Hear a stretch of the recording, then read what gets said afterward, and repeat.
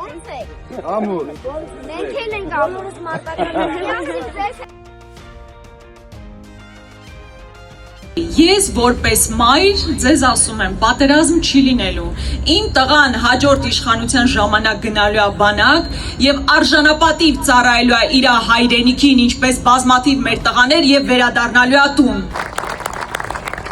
Այսօր մեր պացիենտը գիտեք երևի ում մասին է խոսքը, ասեց հետեւյալը. մանդատ տվեք ընդդիմադիրներին նստացնելու համար, երկար բանտերում պահելու համար, արդեն նստել ենք, չենք փախել, պատրաստ ենք պայքարել։ Ժողովուրդ ջան, մենք ասում ենք, մանդատ տվեք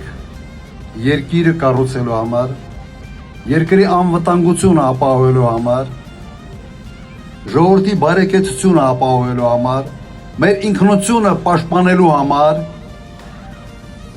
մեր արժանապատվությունը վերականգնելու համար,